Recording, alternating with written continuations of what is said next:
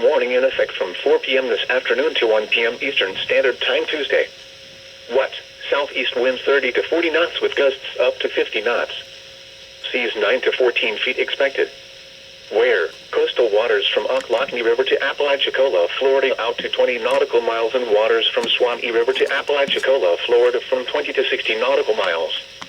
When? From 4 p.m. this afternoon to 1 p.m. Eastern Standard Time Tuesday. The peak of the event will come late tonight and Tuesday morning. Impacts. Very strong winds will cause hazardous seas which could capsize or damage vessels and reduce visibility. Mariners should remain in port, alter course, and/or secure the vessel for severe conditions. The surf zone forecast.